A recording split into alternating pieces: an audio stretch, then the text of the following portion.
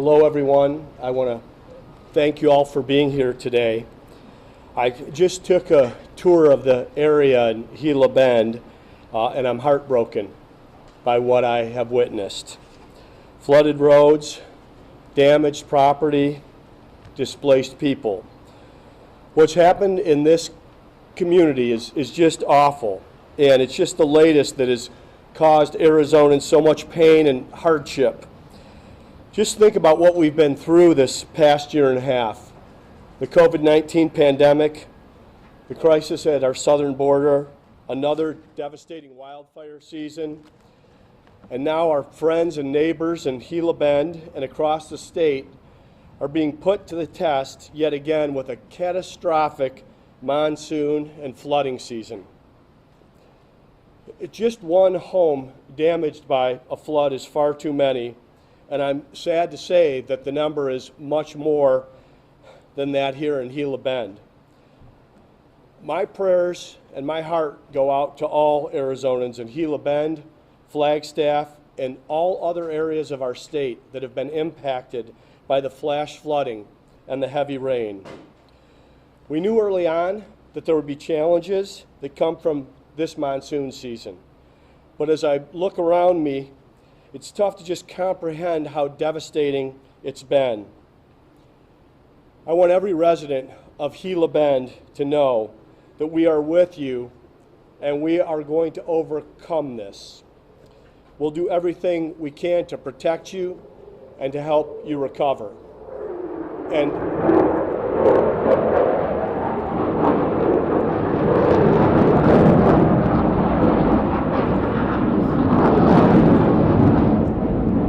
And it was much more than just property and pets and livestock that were lost. Lives were lost in this flood.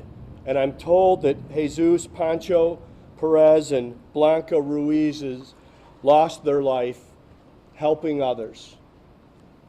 So please join me in a moment of silence for these two heroes.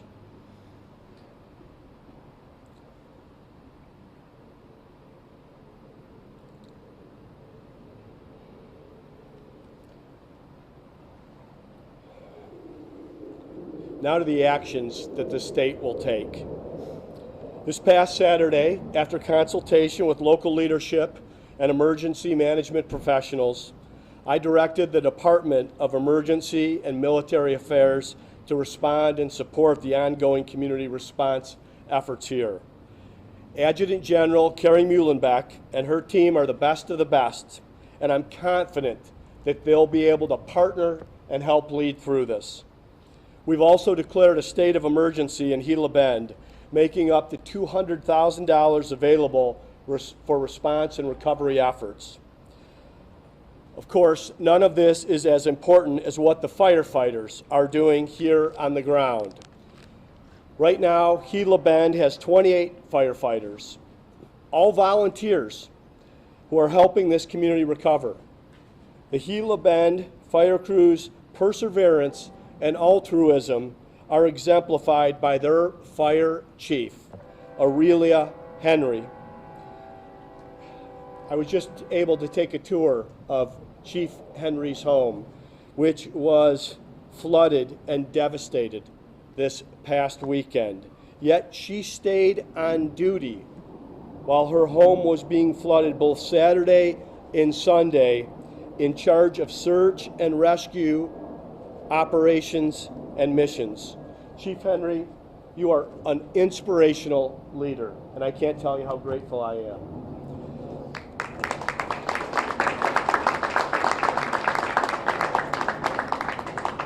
All of Arizona is proud of these volunteer firefighters and Chief Henry.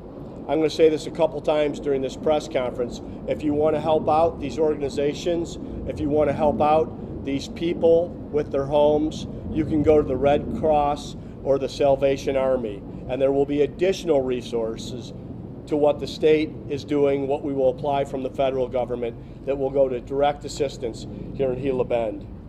It's imperative that we continue to put all our efforts towards this response effort so we can prevent any more hurt, loss, or suffering in communities here in Gila Bend and around Gila Bend.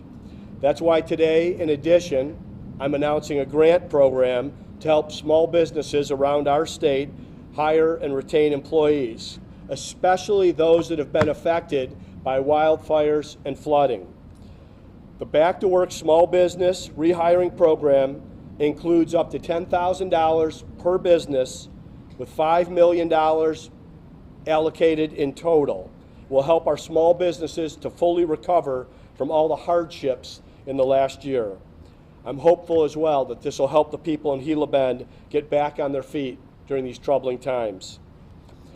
I want to recognize the other local leaders, and we did a briefing before I came here and did the tour, and I want you to know how impressed I am from the mayor to the emergency management support that has happened at the city and county level to everyone else that rose to the call here to help them weather the storm.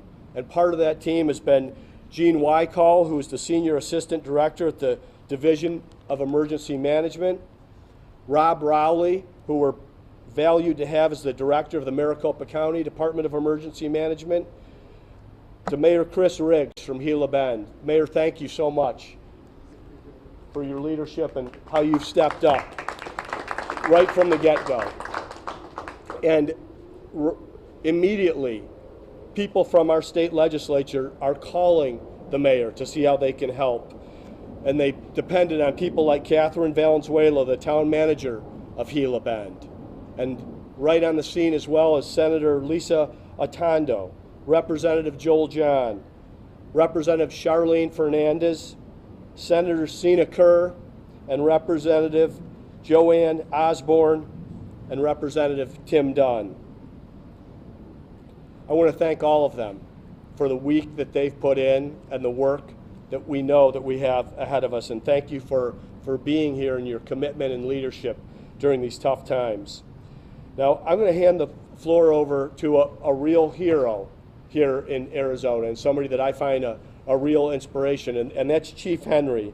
But before I do that, I want to, again, thank her, and I want to thank all our first responders, and of course all the volunteers for their support and for rising to the challenge in the middle of the night when this monsoon and flooding hit to keep Arizonans safe. And today I'm going to issue a formal commendation recognizing Chief Henry for all her bravery and sacrifice to the community. So Chief, come on up here so I can give you this commendation.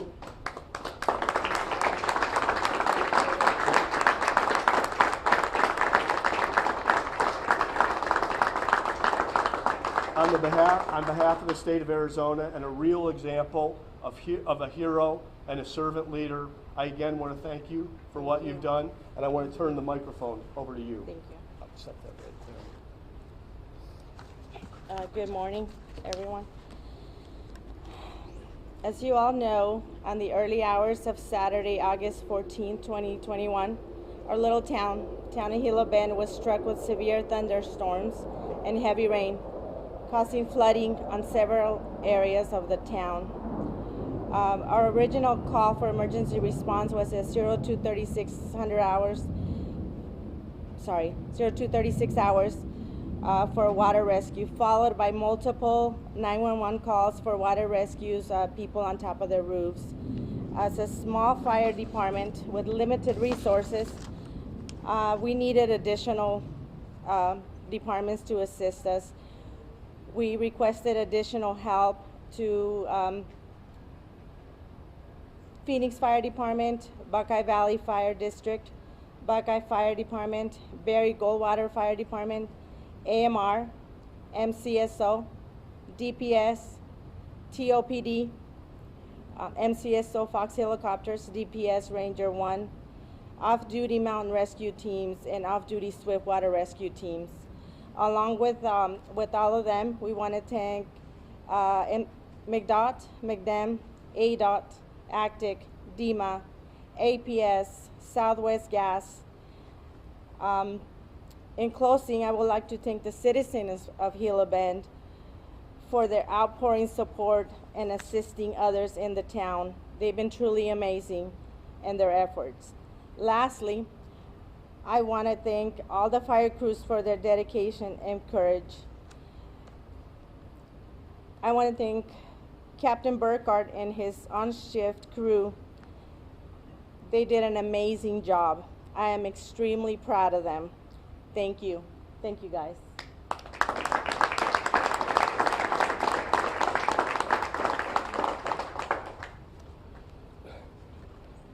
Part of what the chief didn't tell you is that she was on duty when the storms hit, so immediately went to work while her home was being flooded. Her husband, Louis, was at home. Louis left the home to go help other people and was carrying people in chest-deep water to safety. So again, Chief, I want to thank you for your service, for your example, and your heroic effort. Arizona is so lucky to have you. And again, anyone that wants to help this community, in addition to what the state is doing, please go to the Red Cross or Salvation Army and be generous. Now I want to hand it over to Mayor Riggs, who has been on the case since the storming started, and I think has a story of really what you see in a natural disaster. You see the best in human nature. You see people come together as a community, politics and partisanship fades away, and you see a lot of servants' hearts come to the fore, and people do things that in normal times you wouldn't think possible. Mayor? Thank you, Governor. I'll try to keep this brief. Gila Bend's gone through a lot of trials this past year. Just looking out amongst the media crew that's here right now, I know most of you from prior interviews within this year not involving this flood. So it really shows a true strength of Gila Bend, of everything that we have gone through. I just want to say that from day one on Saturday, first thing I had Representative Joel Johns call me. Within 5 minutes, I had Representative Fernandez call me. Only reason she beat Joel was because she had to call my wife to get my phone number. Senator Ortondo called me as well. Senator Farr, she came out here and was here. And I want to thank the governor personally. He was immediately contacting me to see what we needed and what he could do for us. That is a sign of a true leader. And I really appreciate it, Governor, very, very much. Beginning that night, our fire department went above and beyond the call of duty. I am just amazed by the commitment. And I want you to understand, this is a volunteer department. They went beyond.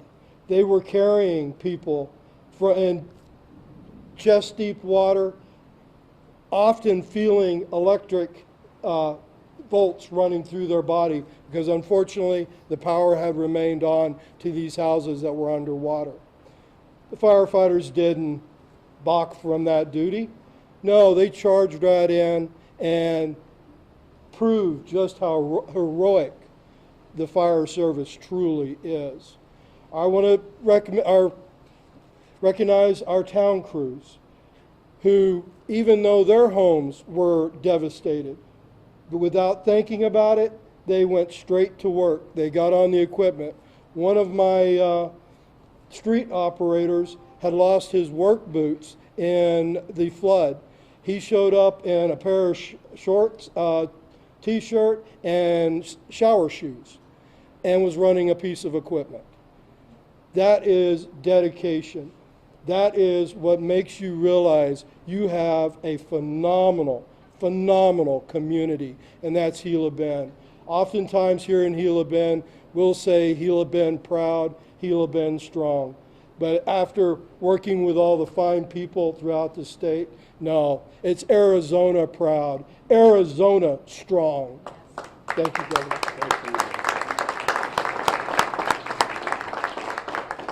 thank you, Mayor, and I think it's a testament to your leadership that you have the relationships with people in our state legislature, that they've got your cell phone, and regardless of political party or whatever the policy disputes of the day are, when there's an emergency, everybody in this community comes together. Everyone from District 13 and District 4 is shoulder to shoulder, and it's a pretty special camaraderie.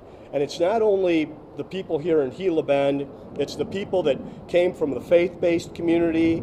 I was told that Joel John heard about this after church on Sunday, and 150 plus folks from the Latter-day Saint community were here helping as well. So we like to think of a whole of state government approach, but this was the entire community across the board.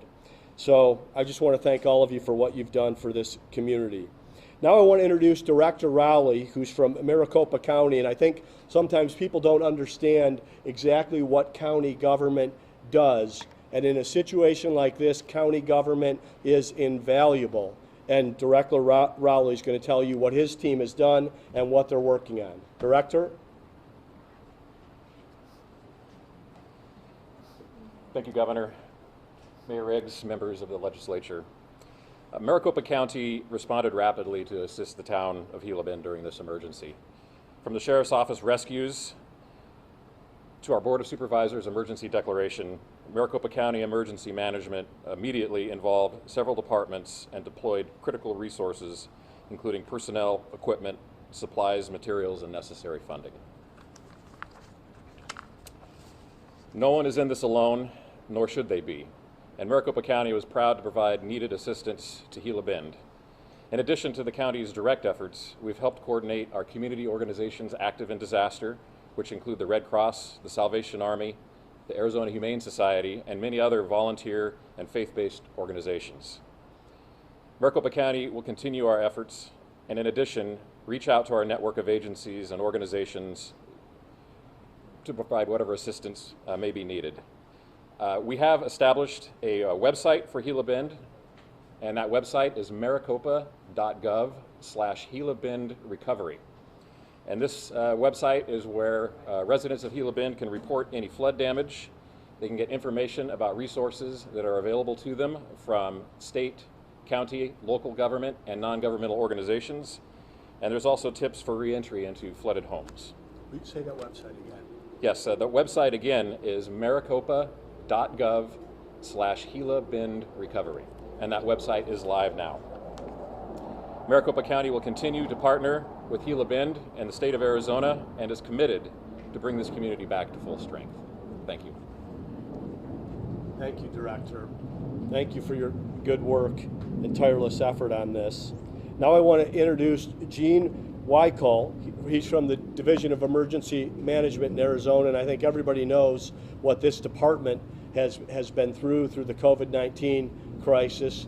But along with Gene and General Mullenbeck, they've risen to every challenge. And this is another. Gene, talk about the state's efforts, please. Thank you, Governor, and thank you for everyone that's been here today. What you're witnessing is whole community in action.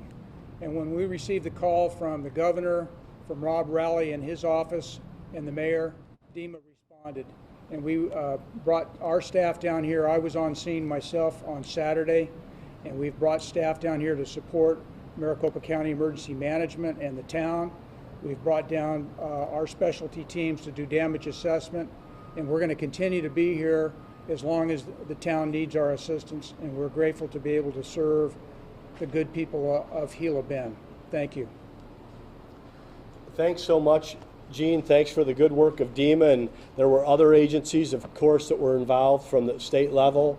I know the Department of Corrections, the Department of Environmental Quality, the Arizona Department of Transportation, and I'm sure there's others. But this is going to be a community effort to the state level, with us also making the appropriate appeals at the federal level. So I want to thank everyone that's here for their hard work, their leadership, their commitment, and their support. Arizona is very proud of you and very grateful for all your efforts. I want to close by thanking all members of this community for their strength and their example during this time. I commit to you that we'll get through this, and we'll get through this together, and this community will build back even stronger. We're going to take some questions, but again, I want to just mention the Red Cross and the Salvation Army for those that want to help or are in a position to help. If you were to see these homes, if you're watching this or hearing this from the comfort of a cool and clean house, I don't think people can truly understand what water and flood damage can do to a home in this type of intensity. So please be as generous as you can, and know that the state is going to do everything it can with the county and the city as well. And with that, let's open it up to questions. CJ? Governor, as you mentioned, the emergency declaration comes with up to $200,000 for relief. Can you walk me through how you got to that number? Because some of the homeowners I've spoken to say that sounds like peanuts compared to what they need to recover. So the question is around the declaration of emergency and the amount of resources. The first tranche, or the tranche of the declaration, was $200,000. And oftentimes when these requests come, they come in the middle of the night. They come without knowledge or coverage yet of what the situation is. So I believe we can do more. And I'm going to be going back and talking with my team and with the electeds in the legislature, because from what I was able to observe, the community needs more. We did bring the $5 million as well, the small business relief, which is a part of what rebuilds a community. But what I saw on the ground, and that's why you make these visits and you do these tours and you have these roundtables, so you make smarter and wiser decisions. And I think there's more we can do. Homeowners have a long road ahead. Some of them spend an entire week just digging out, getting the mud out of their house. And construction is going to take even longer than that. Can you assure them that they're going to get the help and the support that they need? Well, I'm going to say that the state is going to do everything possible on our part. Not, like I said, I was able to observe some of these homes. I know that there are contractors here already. I know the faith-based community has been helping out, and it's not just removing the mud. The mud removal is step one. Of course, the water has to come out, but then we want to keep the mold and black mold from happening in the homes. As devastating as the damage was in the two homes that I saw, the drywall had been removed. The homes were drying, so there's an opportunity for them to return to normal without a complete rebuilding. That's going to part of that, of course, is what the state does, what happens at the county and local level, what Red Cross and Salvation Army can do, and we think we're going to take our best run at a federal appeal as well. Gabriella, Telemundo, question? No, okay, thank you. Okay, Adriana, Channel 12. Hi, Governor. Hi, Adriana. How soon will people be able to get those funds, and how soon, as she was mentioning, the recovery efforts are right now. People need that money to be able to employ people who help them out.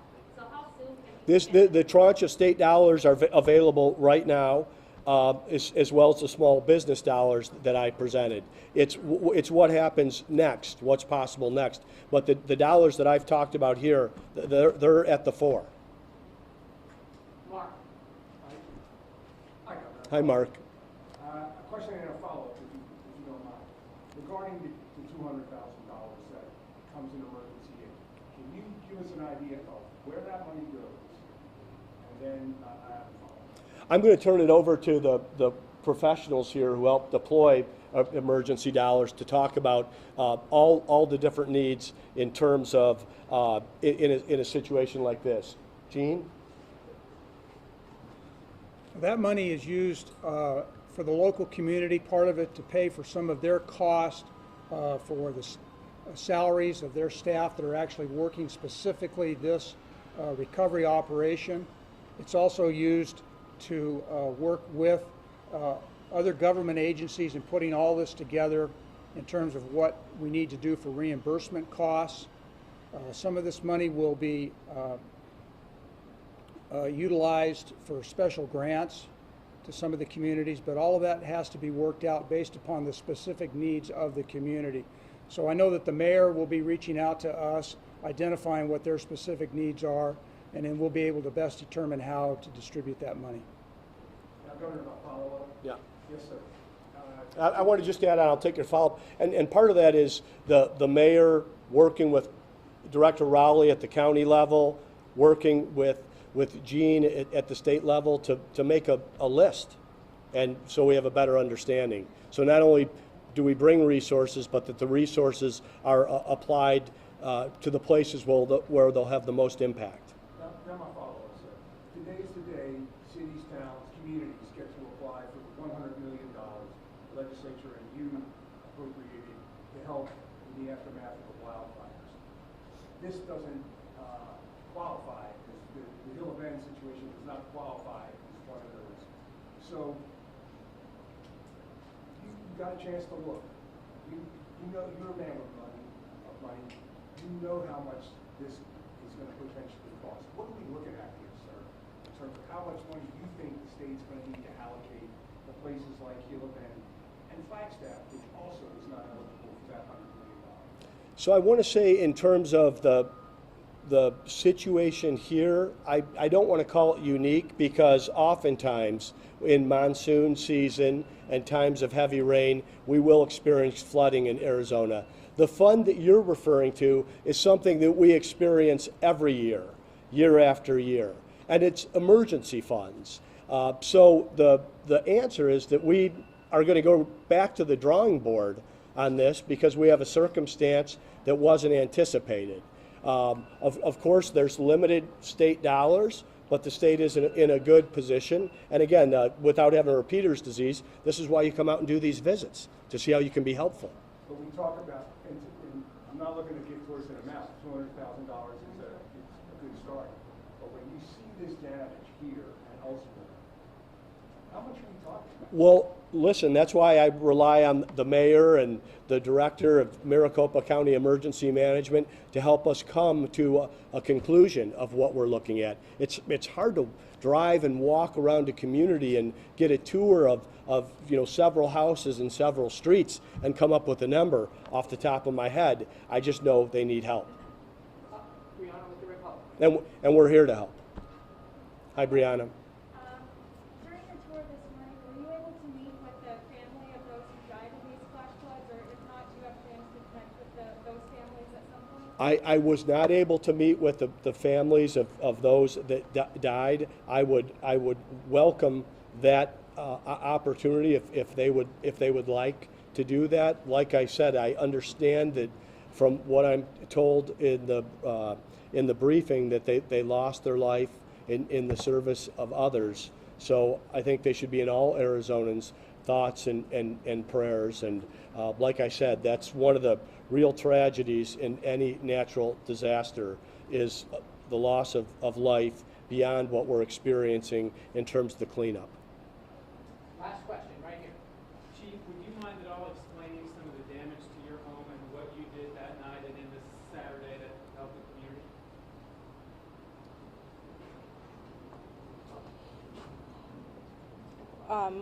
My house was approximately 3 feet underwater, so the drywall was soaked. They had to remove it.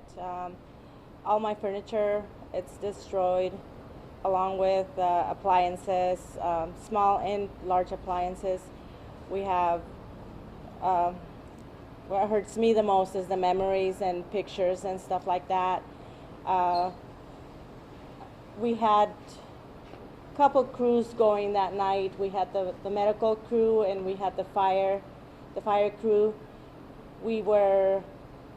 When we responded, we originally responded to a water rescue in the wash. Somebody got swept away by the wash waters. And immediately after that, that's when the multiple calls came for rescues to people on top of their roofs. And the fire crew was able to get across the railroad track that was blocked from a train. The railroad, what was it, washed away underneath? Okay, so the train wasn't able to continue, so we had to get a hold of the railroad to be able to split the train so the crews were able to get through that in a timely manner. That took a little bit over an hour, I believe, for them to come. So the crews had to actually jump over the train and go to the rescue of these people to their homes. And lastly, if you don't mind, just some of the best and worst things you've seen over the past week. The damage is just crazy how the homes have been destroyed, practically destroyed.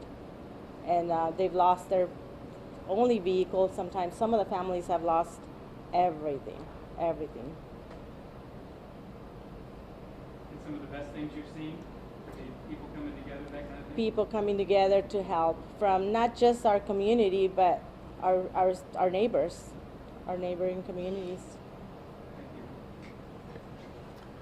In closing, I want to say that if you do see these homes, it's heartbreaking and it's devastating what has happened, and it's not just the physical destruction of property and the loss of memory and the inconveniences. It's the anxiety that comes on a family in terms of the rebuilding. So again, I want to say that the state and the county and the city is going to do everything that they can. There are things that private citizens and the faith-based community can do through the Salvation Army and through the Red Cross.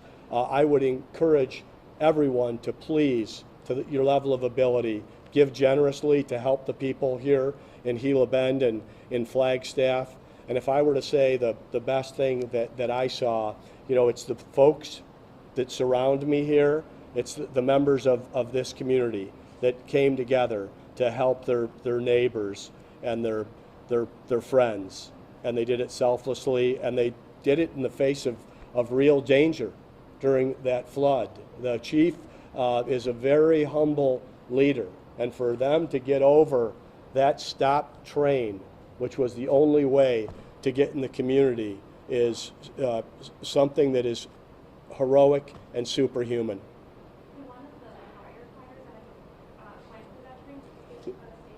Can anyone, I want you to tell the story. I just heard the story. Will you tell the story of what happened that night and how you overcame that train? Yes, sir. Captain Burkhart with the Gila Bend Fire Department.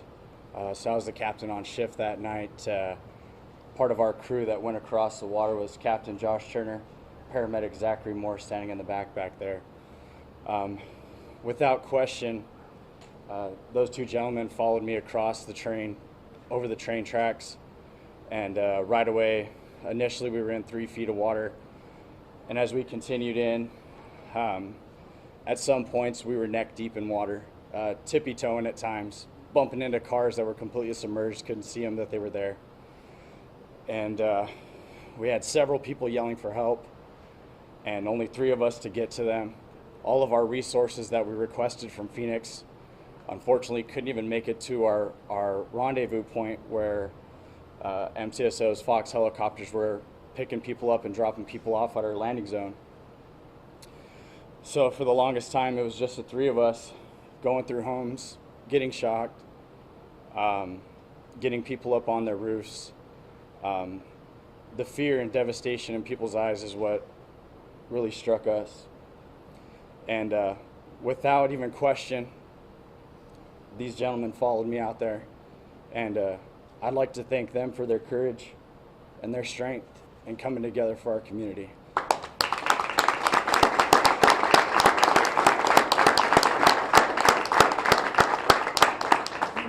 The train was blocking the way in by vehicle, by fire vehicles couldn't get in there? Yes, sir. It was completely blocking the train. We do have an alternate access route from the Butterfield Trail out there, Butterfield Trail and Main Street. But the 2 main washes that were running were completely running bank to bank, not allowing us to get across in that manner as well. So we had to come back to where the train was blocking our only crossing and cross over the train, and we immediately were encountered by rushing water at that point.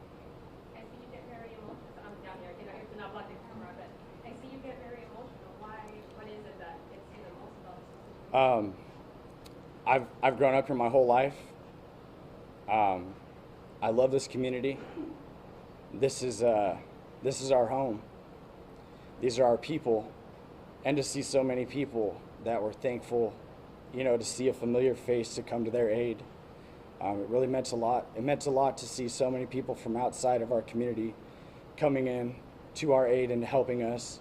We couldn't have done it without them, and I believe it goes without saying that we are who we are because of our leadership, from our medical services chief, Chief Baldridge, and our fire chief, Chief Henry.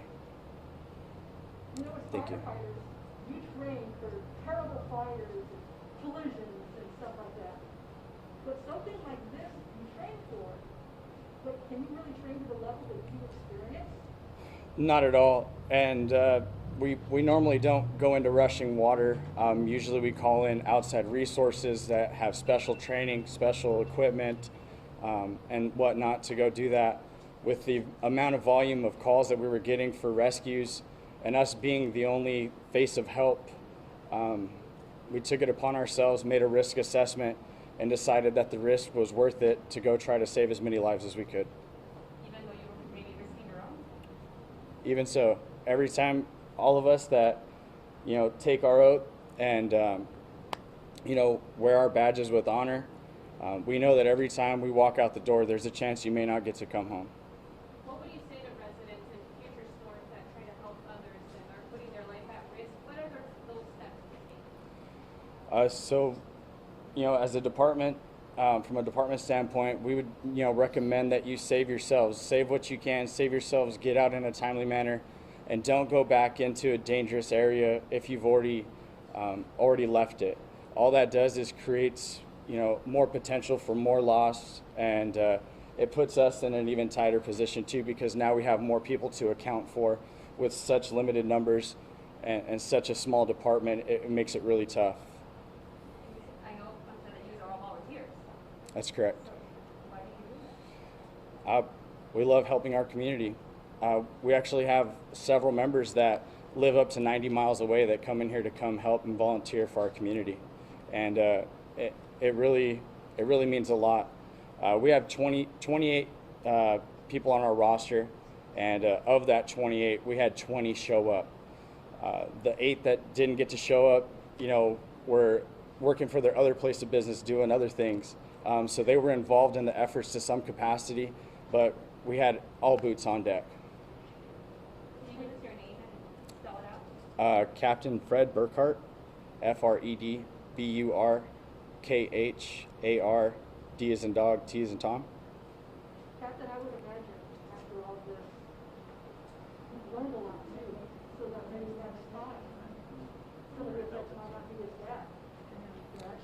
No, most definitely. And we're hoping with the coordinated efforts with the state and the county and our local town departments that we're able to, rebuild and recover and prevent, any incidents like this from ever happening again, at least here in our community and statewide. And when you rebuild, you can take into consideration what happened so that if it happens again, the new buildings, the new system, it won't be an issue again, correct? Exactly. I hope in my lifetime we never see this happen again. Thank you, everyone. Thank you, Captain.